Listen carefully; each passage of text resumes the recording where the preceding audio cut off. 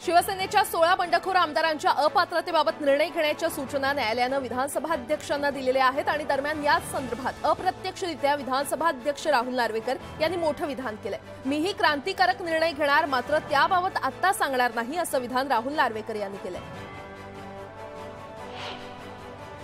दिवा शहरातील विविध विकास कामांच्या भूमिपूजन आणि लोकार्पण सोहळा पार पडला। दिव्याच्या विकासासाठी मोदींना विनंती करणार असल्याचं शिंदेंनी म्हटलं। जे मुंबईकर मुंबई बाहेर गेलेत त्यांना मुंबईत आणण्याचं काम करणार सरकार करणार असल्याचं देखील शिंदे यांनी म्हटलंय।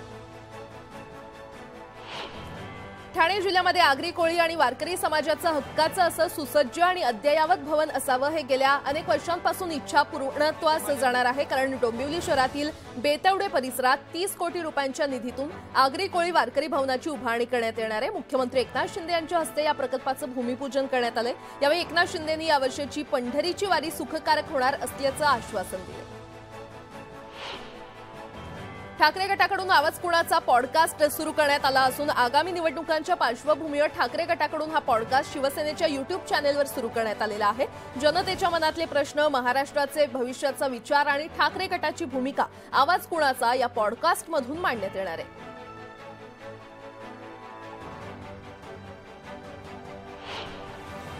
मुख्यमंत्री स्वच्छ मुंबई व्हॉट्सअॅप हेल्पलाईनचा शुभारंभ मुख्यमंत्री एकनाथ शिंदे यांच्या हस्ते करण्यात आलेला आहे। मुंबईकरांनी तक्रार केल्यानंतर तातडीनं कचरा आणि डेब्रिज उचलला गेला पाहिजे आणि त्यासाठी मुंबई महापालिकेनं यंत्रणा सतर्क ठेवावी। प्रभावीपणे या यंत्रणेचा वापर करून मुंबईतील रस्ते स्वच्छ, कचरामुक्त करावेत असे निर्देश मुख्यमंत्र्यांनी यावेळी दिलेले आहेत।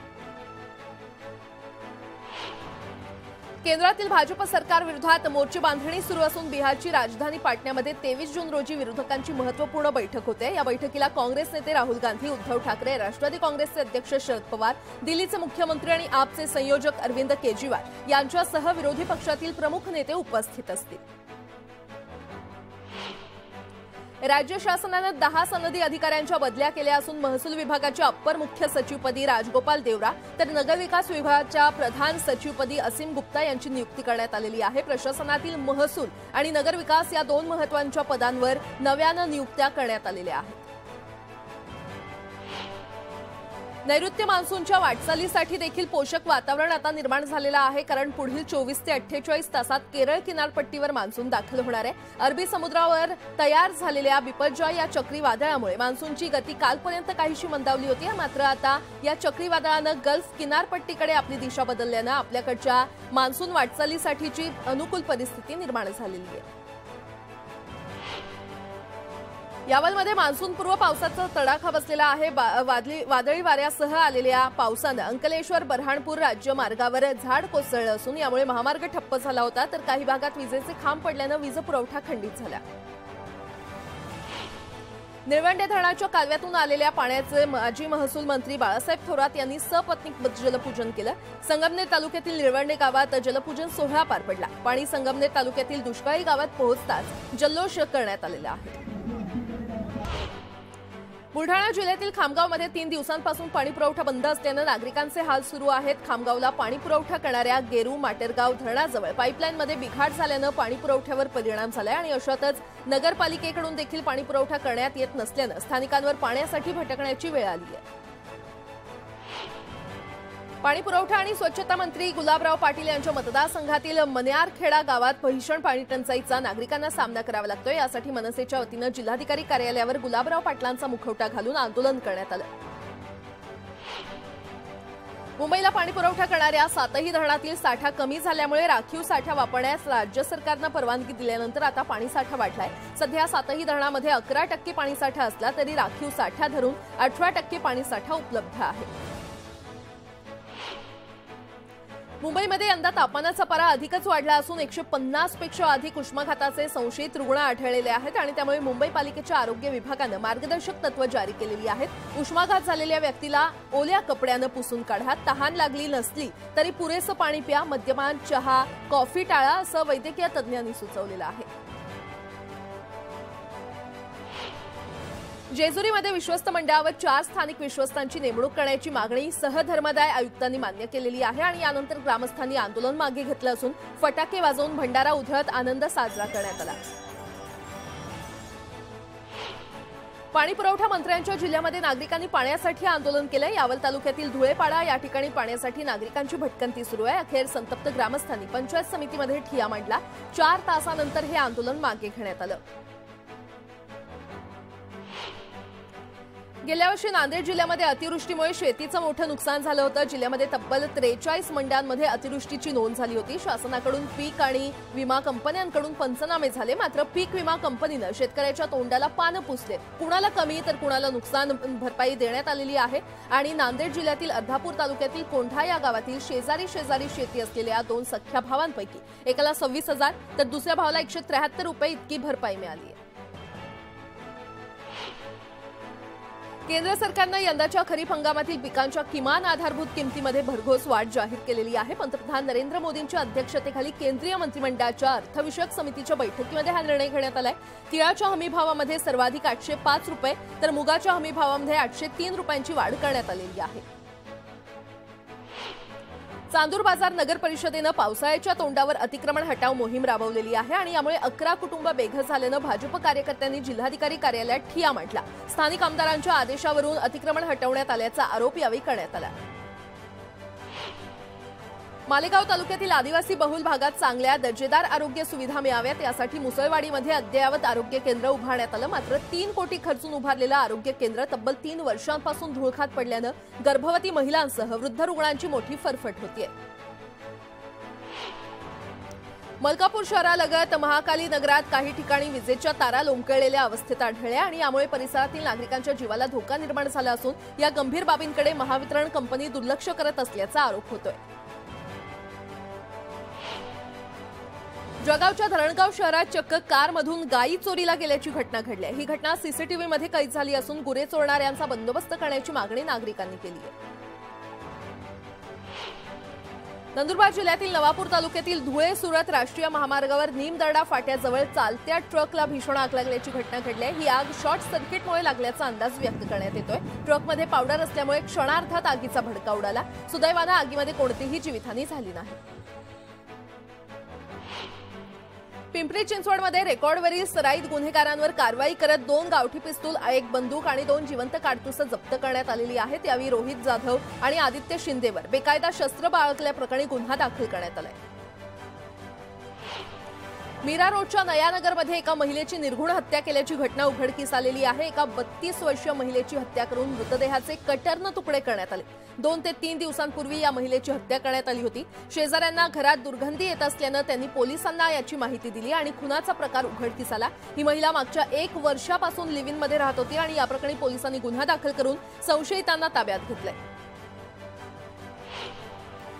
450 विद्यार्थिनींची क्षमता असलेल्या चर्नी रोडच्या सावित्री देवी फुले महिला वसतिगृहात सध्या 40 ते 45 तरुणी राहण्यास आहेत। मात्र धक्कादायक बाब म्हणजे गेल्या वर्षभरापासून येथील सीसीटीव्ही यंत्रणा बंद आहे। फक्त तळ मजल्यावरील काही सीसीटीव्ही इथे सुरू आहेत। चंद्रपूर शहरातील बगडखिडकी या भागात अल्पवयीन मुलांच्या भांडणामध्ये एका मुलाचा मृत्यू झालाय। क्रिकेट खेळताना भांडण विकोपाला गेलं आणि एका अल्पवयीन मुलानं दुसऱ्या अल्पवयीन मुलाच्या डोक्यात बॅट घातली। जखमी मुलाला तात्काळ खासगी रुग्णालयामध्ये दाखल करण्यात आलं, मात्र उपचारादरम्यान त्याचा मृत्यू झाला। ठाणे महापालिकेनं आर्थिक वर्षाच्या पहिल्या तिमाहीपेक्षाही कमी कालावधीमध्ये 66 दिवसात 200 कोटी रुपयांची विक्रमी मालमत्ता कर वसुली केली। तसंच मालमत्ता कराच्या वसुलीबाबत सातत्यानं नागरिकांमध्ये जनजागृती करण्यात येत असून यावर्षी 1000 कोटींची वसुली करण्याचा कर विभागाचा प्रयत्न आहे, असं मत पालिका आयुक्त अभिजित बांगर यांनी व्यक्त केलंय।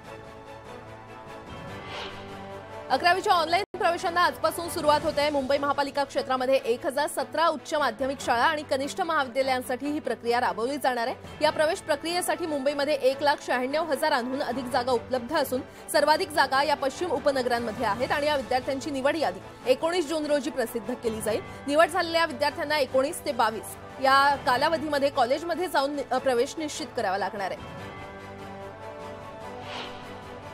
आरबीआयची पतधोरण आढावा बैठक सुरू आहे। आज आरबीआयचे गव्हर्नर व्याजदर जाहीर करणार आहेत, त्यामुळे कर्ज व्याज दराचा बोजा वाढणार आहे की दिलासा मिळणार आहे हे आज स्पष्ट होईल। भुसावळमध्ये कृष्णभक्तांनी प्रेमाचं प्रतीक म्हणून संपूर्ण मंदिराला घनदाट आंब्यांच्या वनामध्ये सजवलेलं आहे। महाआरतीनंतर सुमारे 350 भक्तांना आंब्याच्या रसासहित संपूर्ण स्वादिष्ट महाप्रसादाचं वाटप करण्यात आलं। मुंबई विद्यापीठाचा बीकॉम सत्र 6चा निकाल 38.32% लागला असून 15,346 विद्यार्थी उत्तीर्ण झालेले आहेत. 3,069 विद्यार्थी अनुपस्थित राहिले असून 285 विद्यार्थ्यांचे निकाल राखीव ठेवण्यात आल्याचं मुंबई विद्यापीठानं स्पष्ट केलंय. मुंबई मेट्रो मार्ग 5 दरम्यानची मार्गिका ही उन्नत मार्गिकेऐवजी भूमिगत मार्गिका करण्यास शासनानं मंगळवारी मान्यता दिलेली आहे आणि त्यामुळे भिवंडीमध्ये भुयारी मेट्रो धावणार असून ठाणे ते भिवंडी दरम्यानची कामं हाती घेण्यात आलेली आहेत. पावसाळ्यातील आपत्कालीन परिस्थितीशी सामना करण्यासाठी आणि प्रवाशांच्या अडचणी सोडवण्यासाठी मुंबई मेट्रोचा पावसाळी नियंत्रण कक्ष कार्यान्वित करण्यात आलेला आहे. मुंबई मेट्रोकडून अत्यावश्यक त्या सर्व उपाययोजना करण्यात आल्या असून प्रत्येक मेट्रो स्थानकावर किमान 64 सीसीटीव्ही कॅमेरे बसवलेले आहेत. पावसाळ्यातील आपत्कालीन परिस्थितीशी सामना करण्यासाठी आणि प्रवाशांच्या अडचणी सोडवण्यासाठी मुंबई मेट्रोचा पावसाळी नियंत्रण कक्ष कार्यान्वित करण्यात आलेला आहे. जागतिक पर्यावरण दिनाच्या निमित्तानं पनवेल विभागातील नागरिकांना 1 लाख कापडी पिशव्यांचं वाटप करण्यात आलेलं आहे. यावेळी पनवेल शहर प्लास्टिक मुक्त करण्याचा संकल्प करण्यात आला. नवी मुंबईतील नेरूळ उरण फाटे रस्त्यावर 2 डंपर आणि एका कारचा अपघात झाला. या अपघातात सुदैवानं कारमधील 3ही प्रवासी सुखरूप बचावलेत. या प्रकरणी पोलिसांनी डंपर चालकाला ताब्यात घेतले. भाजपा आमदार गणेश नाईक यांनी नवी मुंबईमध्ये मोदी सरकारच्या 9 वर्षांच्या काळात झालेल्या कामाचा आढावा घेणारा मोदी @ या कार्यक्रमाचं आयोजन करण्यात आलं होतं आणि यावेळी ज्येष्ठ नागरिकांना याच्या चित्रफितीच्या माध्यमातून कामाचं सादरीकरण केलं गेलं. मुंबईमध्ये बेस्टच्या ताफ्यातील साध्या डबल डेकर बस सप्टेंबरपर्यंत इतिहास जमा होणार आहेत. एकूण 900 डबल डेकर बस प्रवाशांच्या सेवेमध्ये आणण्याचं उद्दिष्ट बेस्ट प्रशासनानं ठेवलेलं आहे. कोल्हापूरमध्ये झालेल्या दंगलीच्या पार्श्वभूमीवर पुढचे 31 तास शहरातील इंटरनेट सेवा बंद करण्यात आलेली आहे. इंटरनेट सेवा बंद करण्यास गृह विभागाच्या सचिवांनी परवानगी दिली असून 8 जूनच्या मध्यरात्रीपर्यंत इंटरनेट सेवा बंद असेल. कोल्हापुरात झालेल्या दंगलीची पूर्ण चौकशी होणार असल्याची माहिती कोल्हापूरचे पालकमंत्री दीपक केसरकर यांनी दिलेली आहे. या संदर्भात झालेल्या बैठकीनंतर त्यांनी ही प्रतिक्रिया दिली. दरम्यान सध्या शांतता प्रस्थापित करणं महत्त्वाचं असल्याचं देखील त्यांनी स्पष्ट केलं. शरद पवारांना मी सुद्धा ओळखत नाही. 5 ते 6 खासदार असणाऱ्या पक्षाला आम्ही गृहीत धरत नाहीत. पवारांनी माझ्या मतदारसंघात येऊन एकदा स्वतः निवडणूक लढवून दाखवावी असं आव्हान केंद्रीय गृहराज्यमंत्री अजय कुमार मिश्रा यांनी शरद पवार यांना दिलेलं आहे. अहमदनगर जिल्ह्यातील लव्ह जिहाद प्रकरणामधील कुटुंबियांची भेट घेतल्यानंतर भाजप नेते किरीट सोमय्या यांनी जिल्हाधिकारी आणि पोलीस अधीक्षकांची बैठक घेतली. महिलांच्या तक्रारी आल्या तर संवेदनशीलता दाखवावी. विशेष करून 13 ते 22 या वयातील मुलींच्या तक्रारी गांभीर्यानं घ्याव्यात आणि त्यावर त्वरित कारवाई करावी अशी मागणी सोमय्यांनी यावेळी केली. संदीपान भुमरेचा संभाजीनगरशी काहीही संबंध नाही. जनता महाविकास आघाडीच्या मागे आहे म्हणून ईडीचं कट कारस्थान सुरू आहे. गद्दारांना कोणीही मदत करत नाही. उद्धव ठाकरेंनी आदेश दिले तर मी गद्दारांना साफ करून टाकेन असं मत चंद्रकांत खैरे यांनी व्यक्त केलं. वर्ध्यामध्ये एमआयडीसी परिसरातील भंगार डेपोला आग लागली. या आगीमध्ये 1.5 एकरचा भाग आगीमध्ये जळून खाक झालाय. आगीवर नियंत्रण आणण्यासाठी अग्निशमन दलाच्या 12 गाड्या दाखल झालेल्या आहेत. वर्ध्याचे खासदार रामदास तडस यांनी या घटनास्थळाला भेट देऊन अधिकाऱ्यांना सूचना दिल्या.